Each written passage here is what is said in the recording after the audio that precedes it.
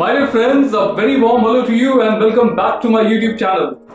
In today's video, I'm going to cover a very interesting topic, and that is how to deal with a distracted mind. You know what? I get a lot of calls and messages from different people. They ask me, what can we do? We get distracted. There's so much happening in our life. Well, they also tell me that they have practiced a lot of techniques, and these techniques work for some time, and after that they're back to square one. Now, what to do? But there's too much of importance that has been given to the techniques these days. This video is not about techniques. This video will be about principles. Yes, I'm going to share some principles that will help you to gain a concentrated mind. So let us get started. So before we really touch upon this topic of how to get rid of the distractions, let us find out why is it that we get distracted. So the first reason for us to get distracted is when we start justifying our mistakes. Yes, let me tell you a bit about meditation. The Sanskrit word for meditation is dhyan. Though the practice of dhyana is very ancient, it was the great seer Patanjali who systematically laid the foundation of dhyana. The purpose of dhyana is union with God. It is also called yoga. According to Patanjali, the first step of yoga is righteous living. If you're not living righteously, then no matter how much you try to close your eyes and practice breathing exercises, etc., you won't be able to concentrate or get rid of distractions. Yes, so the first thing that you can do for an undistracted mind is to start living righteously. Is it so difficult? I think we all have a conscience that tells us what's right and what's wrong. No matter what we do when we are wrong, we are creating a psychological pressure inside us. There's something within us that knows it is not right. And if we do this, of course, we cannot have a concentrated mind. Let's go to reason number 2. Reason number 2 for a distracted mind is when I am unhealthy. Health is a state of physical, mental, emotional, and social well-being. And if I am not paying attention to my overall well-being, again, I am bound to be unhappy and distracted. Common sense is not a common practice. If you are experiencing a lot of distractions, you may consider introspecting on the following lines. Am I eating and exercising properly? Am I able to put good stuff in my mind via books, videos, good company, etc.? Am I considerate towards my own emotions and emotions of others around me? Am I into a toxic relationship? Do I give enough time to those whom I value? Do I give enough time to build relationships, to build transformational relationships rather than transactional relationships? Let me touch the reason number 3. The reason number 3 for us to be distracted is past hurts. Sometimes a thought can repeatedly occur in our minds, such as, how could she do this to me? And sometimes our past is intense and painful. If there are unresolved feelings, thoughts in our mind, they can really affect us. Reason number 4 is when we face rejection. Rejection of any kind can affect us adversely. Rejection from a job, rejection in a relationship do have an effect on our mind and heart. Reason number 5, any kind of ailment or a disease. Let's say a cancer or any kind of major disease.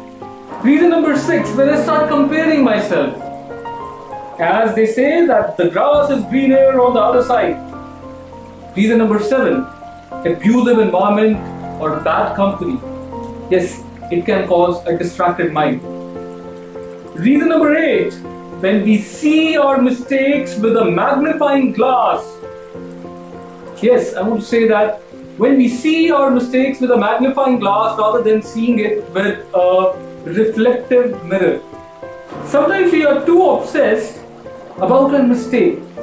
And you know what? When we are too obsessed about our mistakes, instead of taking corrective measures, the overwhelmingness of our mistakes either lead us to repeat the same mistake again and again, or it leads us towards depression or pessimism. Reason number 9, lack of a goal. Are you living righteously? Are you justifying your behavior even when you're wrong? If you're doing this, then you are denying yourself from experiencing the joy and bliss of life. You're denying yourself authentic happiness.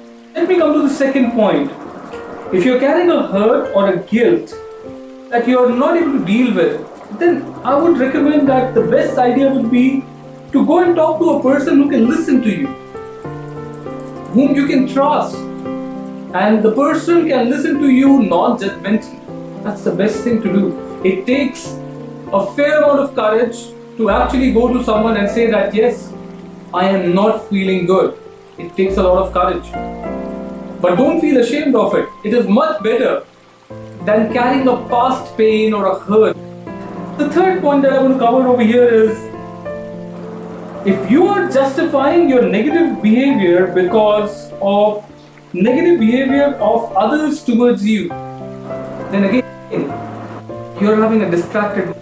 My behavior is my responsibility. It's no one else's responsibility. If I have been cheated, does it give me a right to cheat someone else? If I had an intense past where I was sexually abused, does it give me a right to go and abuse someone else? No, it doesn't.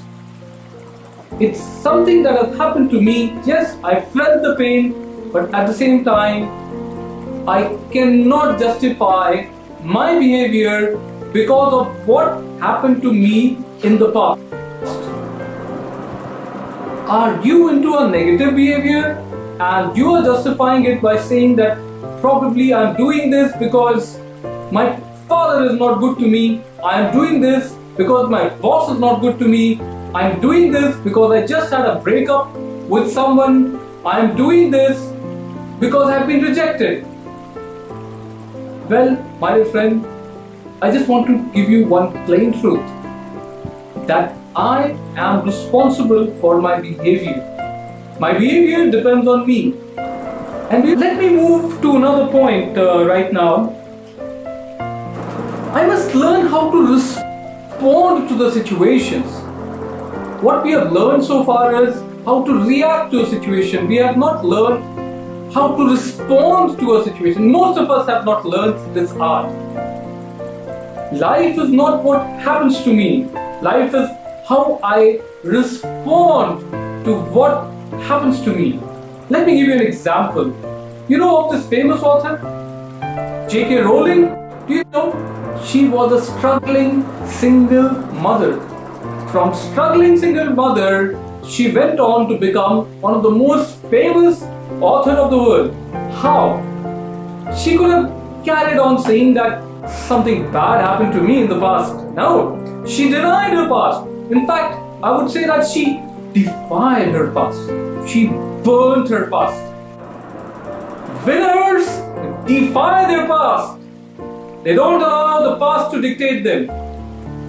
I will come again, learning how to respond. Okay, fine. Something wrong has happened. Something painful has happened. Something that I never wanted has happened to me. Maybe I have lost a near and dear one. Maybe I have lost my mother. Maybe I have lost my friend. Anything can happen in this life. But life is not about what happens to me. Life is about how I respond to what happens to me. Mastering this art. This is a skill that you can practice. And this is the key skill to an undistracted mind. Do you have a goal that you're passionate about? I will repeat. Do you really have a goal that you're passionate about? Very few of us have a goal. Very few of us sit and form goals. Very few of us sit and decide the purpose of our life. And this is the secret to happiness. This is the secret to an undistracted mind. Let me share a story with you. So there was this Muslim man, he was offering a namaz. As he bowed down, one girl crossed over him. And this man got distracted. So what he did after he finished his prayer was, he went to this girl and he asked her, "Did you not see me? I was offering prayer." The girl said, "Well, my beloved was waiting for me near the tree. When I saw him, I just couldn't see anything else but my beloved." Dear sir, how is it that you were so absorbed in your prayers and you could still see a girl crossing over you, whereas I couldn't see a man except my beloved?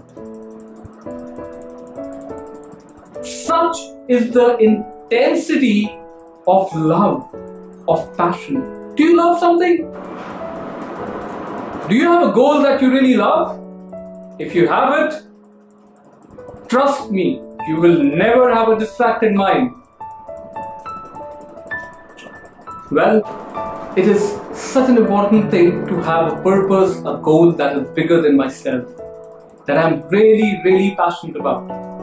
As a life coach, it is my job to help people set goals, to help people craft the purpose of their life. If you don't have a purpose of your life, or if you have a vague idea about the purpose of your life, if you haven't made the effort to sit and write it down, I would strongly recommend that you can do so. If you need my assistance, I will be very happy to do so, because this is my main job and I am really, really passionate about it. I really, really want to make a difference in the lives of people. Well, that's all I wanted to share with you in today's video. I hope you liked it. And I promise you, the skills that I've shared with you, if you apply them in your life, you will see a mega difference. But again, I want to tell you that there aren't any shortcuts. There aren't any shortcuts to have a concentrated mind. It requires effort. But it is possible. Thank you so much for watching and stay connected.